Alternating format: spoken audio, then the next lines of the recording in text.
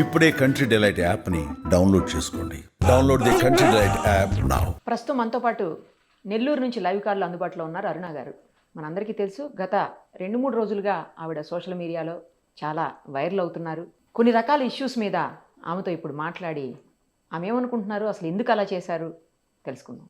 నమస్తే అండి అరుణ గారు. నమస్తే అండి. అరుణ గారు, మొత్తం ఎక్కడ చూసినా మీరే కనిపిస్తున్నారు, మీరే వినిపిస్తున్నారు. ఫుల్గా మీ వీడియోస్ అన్నీ వైరల్ అయ్యాయి. ఎలా అడగాలో కూడా నాకు అర్థం కావట్లేదు. ఒక జీవిత ఖైదు పడినటువంటి వ్యక్తితో మీరు హాస్పిటల్కి వెళ్ళి రకరకాలుగా బిహేవ్ చేస్తున్నటువంటి వీడియోస్ అన్నీ వైరల్ అయ్యాయి. అసలు జీవిత ఖైదు పడి అతనికి హెల్త్ బాగాలేక హాస్పిటల్లో ఉన్నటువంటి వ్యక్తి దగ్గరికి మీరెందుకు వెళ్ళారు, అసలు మిమ్మల్ని ఎలా అలౌ చేశారు అనేది అందరిలో ఉన్నటువంటి డౌట్స్. జైలు సూపరింటెండెంట్ గా ఉన్నటువంటి అప్పట్లో శ్రీరామరాజారావు గారు వాళ్ళ కుటుంబ సభ్యులకు ఒక లేఖ రాస్తారండి. ఆ లేఖలో ఏం మెన్షన్ చేస్తారంటే, ఫలానా హాస్పిటల్ దగ్గర పడినటువంటి ఆయనకి చెయ్యి విరిగింది కాబట్టి హాస్పిటల్లో మేము ఇట్లా పెట్టున్నాము, ఆయనకి సహాయకురాలు అంటే కేర్ టేకర్ కావాలి, మీ కుటుంబంలో ఎవరైనా కేర్ టేకర్ గా ఉండమని లెటర్ రాస్తే, వాళ్ళ నాన్నగారికి 74 years, వాళ్ళ అమ్మగారికి 65 years అండి. వాళ్ళిద్దరు కూడా ఒక మనిషి చెయ్యి విరిగి ఉన్నటువంటి మనిషికి, బెడ్ రెడ్ లో ఉండే మనిషికి సేవలు చేసేంత స్టామినా ఉండేవాళ్ళు కాదండి. ఆయన పెళ్లి చేసుకోబోయేటువంటి, నాకు లాస్ట్ ఇయర్ ఫిబ్రవరిలో నాకు ఎంగేజ్మెంట్ అయిందండి. వాళ్ళ ఫ్యామిలీ మా ఫ్యామిలీ ఒప్పుకొని ఎంగేజ్మెంట్ కుదుర్చుకున్నాను.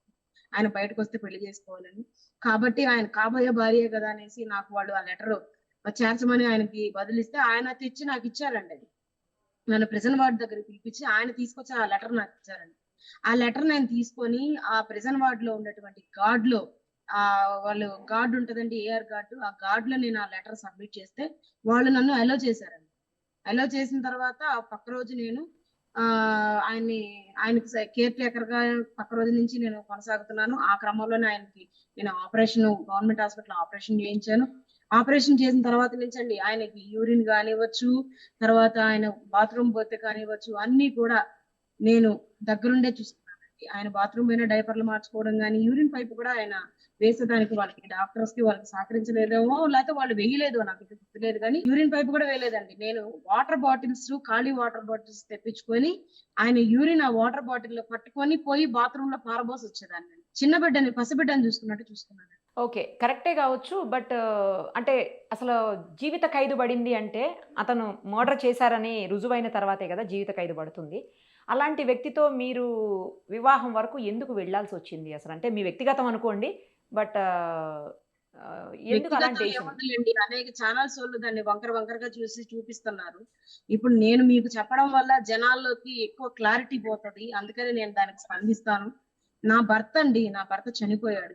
ఆ చనిపోయినటువంటి భర్త వాయిస్, శ్రీకాంత్ వాయిస్ ఒకలాగా ఉండటంతో నా భర్త లాగా నేను ఆయన ఊహించుకుంటున్నానండి. ఇప్పటికీ స్టిల్ ఈ పూటకి నాకు ఎప్పుడు కూడా శ్రీకాంత్ మాట్లాడితే ఒక ఊరట లభిస్తుంది. ఆయన చాలా ప్రేమగా మాట్లాడతాడు. ఆయన లాస్ట్ కాల్ నాతో జైలు ఫోన్ లోంచి ఫోన్ చేసినటువంటి వాయిస్ రికార్డ్ నేను మీకు పెడతాను, అది టెలికాస్ట్ చేయండి. ఆయన ఎంత సునీత హృదయుడో, నన్ను ఎంత ప్రేమగా మాట్లాడతాడో, ఆయనకు మతి మారిపోయిన తర్వాత కూడా ఆయన నన్ను ఎంత బాగా మాట్లాడాడు అనేది కూడా కొంచెం మీకు అర్థం అవుతుందండి. ఆ వాయిస్ రికార్డ్ కావాలంటే నేను మీకు పెడతాను. అలాగే, తప్పకుండా పెట్టండి. అంటే సేమ్ ఉంటుందా ఇప్పుడు మీ హస్బెండ్ వాయిస్, ఈ శ్రీకాంత్ గారి వాయిస్ ఇద్దరిది సేమ్ ఉంటుందా? నాకు అట్లే వినపడుతుందండి. నా చెవులతోనో, లేకపోతే నా కళ్ళతో చూస్తానో, లేకపోతే నా చెవులతో వింటేనో అర్థం అవుతుంది. అంటే కేవలం వాయిస్ కోసమే మీరు అతన్ని పెళ్లి చేసుకోవాలని డిసైడ్ అయ్యారు? అవునండి, అతను వాయిస్ కాదు, అతని ప్రేమ కూడా చాలా గొప్పదండి. ఇప్పుడు నా బిడ్డని తన బిడ్డగా యాక్సెప్ట్ చేశాడు. మీకు ఆల్రెడీ పిల్లలు ఉన్నారా? ఒక్క బాబు ఉన్నాడండి. ఓకే. నా బిడ్డని ఆయన బిడ్డగా యాక్సెప్ట్ చేశాడు. ఇప్పుడు బయట ఉన్నారండి, బయట నేను చాలా ఫ్యామిలీస్ ని చూశాను. రెండో పెళ్లిళ్ళు చేసుకుంటున్నారు, బిడ్డల్ని యాక్సెప్ట్ చేయరు, అమ్మాయిని యాక్సెప్ట్ చేస్తారు, 6 కోర్టులకు పోతున్నారు, పోలీస్ స్టేషన్ మెట్లెక్కుతున్నారు. కానీ నాకు ఇన్ని సంవత్సరాల ఆ సమస్య ఎదురవ్వలేదండి. నా బిడ్డని కన్నది నేనైనా సరే ఆయన చాలా ప్రేమగా చూసుకుంటాడండి. నేనన్నా కసరుతానేమో కానీ ఆయన అస్సలు కసరడండి. అంత మంచి వ్యక్తి అండి. మరి అలాంటి వ్యక్తి ఎందుకు జీవిత ఖైదు అనుభవించాల్సిన పరిస్థితులు వచ్చినాయి? ఫస్ట్ ఎఫ్ఐఆర్ లో అతని పేరు లేదంటండి, తర్వాత చేర్చారంట చార్జ్ షీట్ లో.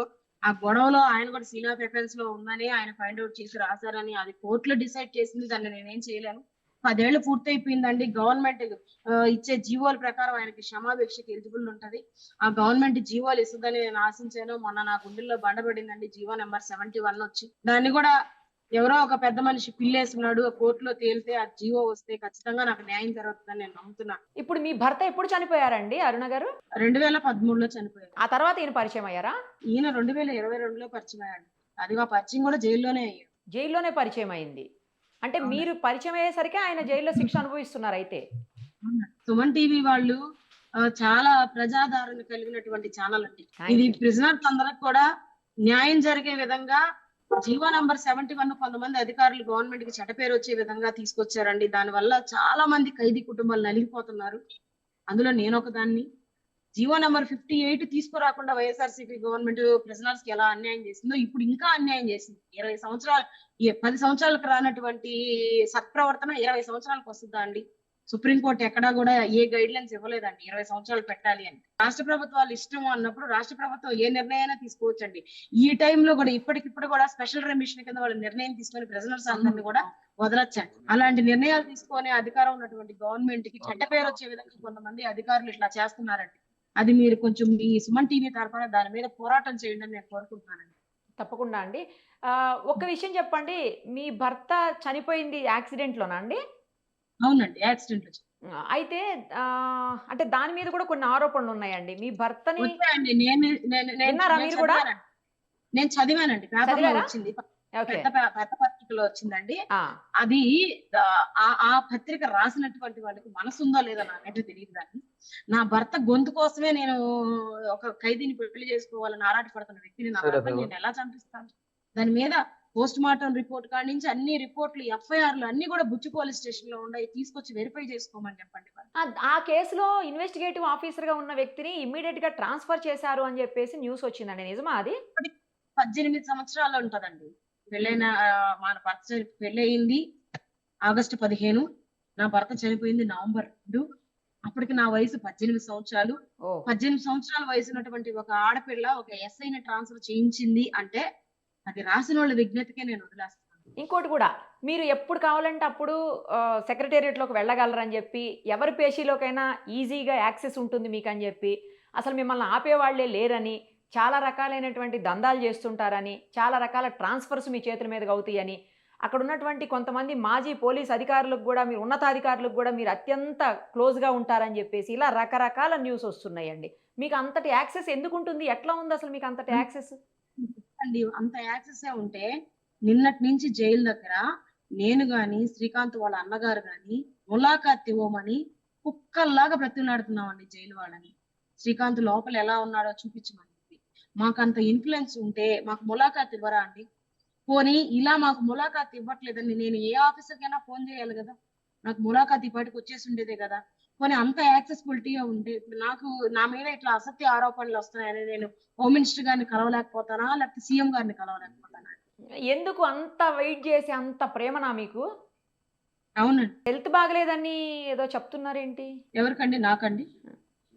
అవునండి. శ్రీకాంత్ గారికి కూడా నాకు బాగలేదని? శ్రీకాంత్‌కి కడుపులో పాలిప్ ఉందండి.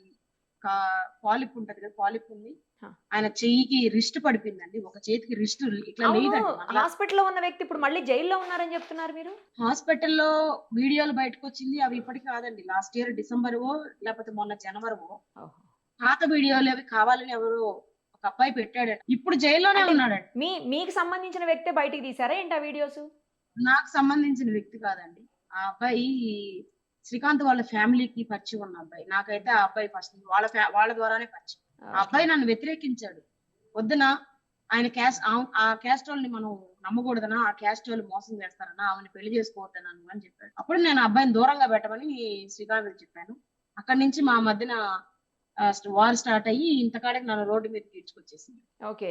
అసలు ఏమి ఆస్తిపాస్తులు లేనటువంటి మీరు ఇప్పుడు కోటీశ్వరరాలు అని కూడా బయట న్యూస్ స్ప్రెడ్ అయిందండి.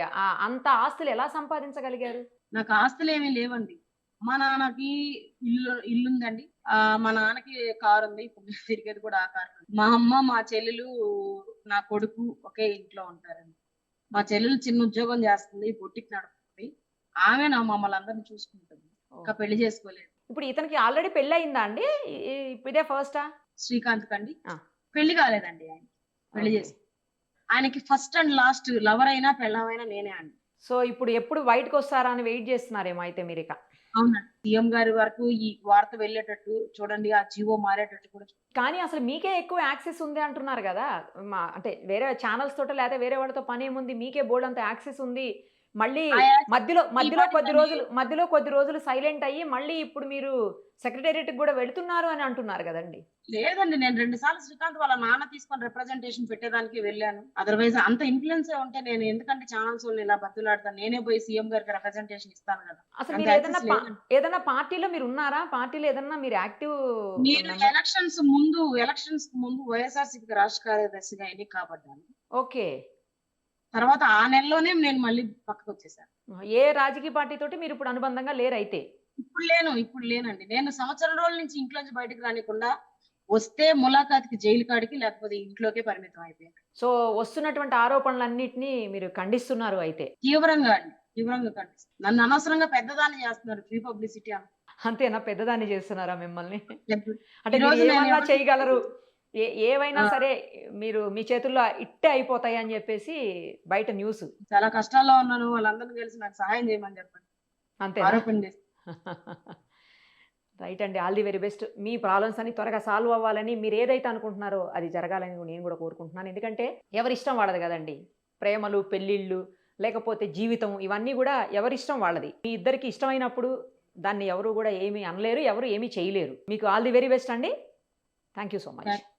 థాంక్స్. సుమన్ టీవీలో మీ పర్సనల్ అండ్ బిజినెస్ ప్రమోషన్స్ కోసం కింది నెంబర్కి కాంటాక్ట్ చేయండి.